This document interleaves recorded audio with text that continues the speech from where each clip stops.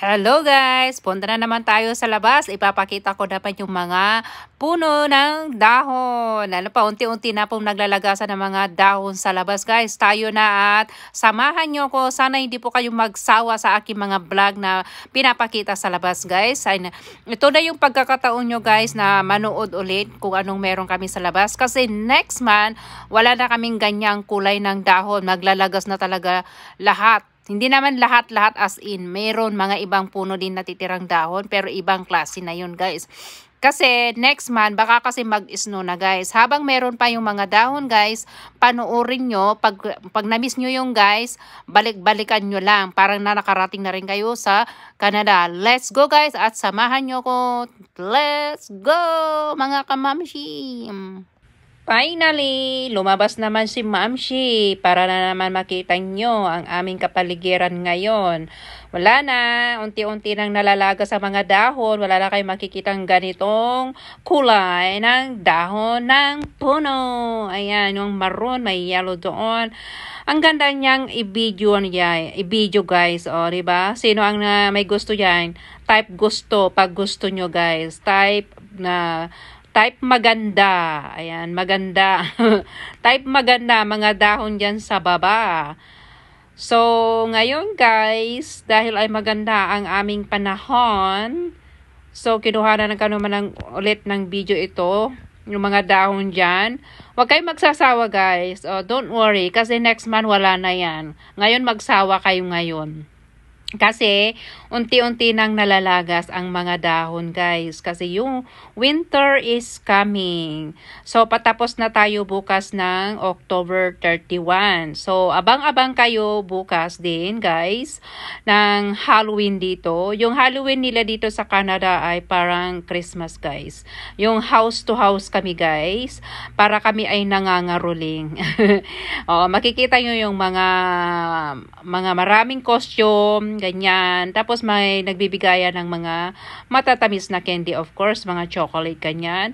At ang kagandahan, guys, ay makikita nyo yung mga bata, matanda, o whatever, guys, yung mga sinusuot nilang damit. Iyon ay napaka-exciting at once a year lang po, guys, na mangyayari. So, ngayon, habang tayo ay nag-uusap tayo dito, ay pinapakita ako ang kapaligiran, gusto ko lang ipakita sa sandali lang naman ito guys, wala pang 10 minutes. So, hayaan nyo muna ako na ipakita kung ano meron kami dito guys. Kasi next month na, baka mag-snow na. Wala na kayong makikitang ganitong dahon. O diba, baka kasi ma-miss nyo, at least meron na akong na-upload na video na kagaya nito. Kung gusto nyong balikan, o diba, hindi kayo magsasawa. At sakali man na-miss nyo ito guys, meron akong video na na-upload, right? Type agree kung agree kayo. Sabay ganun, no? Type agree kung agree kayo sinasabi ko, guys.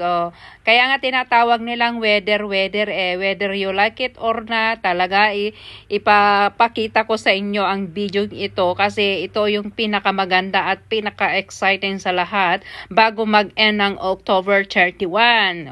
Di ba? Ayaw nyo yun? Iyan ang mga bahay ng mga matatanda din, guys. Napakaganda, guys. So, alam nyo ba, ito yung exactly na enjoy natin ang life. Habang tayo ay nakakalakad pa guys, palakad-lakad lang tayo, kahit wala tayong pera sa bulsa, at least mahangin naman sa labas at presko-presko, why not? It's free, o diba? Kahit wala kang pera, pero mahangin naman, it's free, at nakakakita ka ng ganitong nature. Why? Why? Because it's so beautiful. That is God create. So let's thanks and be grateful and be blessed what we have. Okay? Salamat pala sa mga nanonood sa aking mga video guys. Napakasaya na ako na meron taong nagsusubaybay sa aking ina-upload kahit hindi po perfecto. Alam ko naman hindi ako talaga perfecto guys. So pasensya na po. Kung ano yung mga ina-upload ko, minsan ay mix, ay pagtiyagaan nyo guys. Yan lang ang alam ko. Yan lang ang level ng utak ko. So wala akong magagawa. Okay? Pagtiyagaan nyo guys. Kagaya ng pagtiyagaan nyo sa asawa nyo. Ay, charot. Mayroon tayong dito, pakeme-keme. Ang ganda yung mga dahon dyan sa baba. Ang sarap humiga. Pero hindi nyo lang alam. Iniihan kaya ng aso yan. Charot. Hindi, joke lang guys, joke. Napakaganda guys yung mga dahon dito, oh. Ang sarap laruin. Oh, sana hindi mo damputin yung ano, hindi ka makajakpa dyan. Kasi minsan may mga asong nagkakala dyan kung ano pinaggagawa. Okay guys, salamat sa panonood at sa oras nyo. Sana ay naibigan nyo ang aking video. Paki-share, mag-comment kayo at ano, mag-iwan kayo ng magandang mensahe. I love you all, Mama Chup Chup. Sana ay i-share nyo ang aking live. Mag-comment kayo, especially sa mga nagmamahal sa akin. Live nyo ba ako? Type love. Ay, type love talaga ha.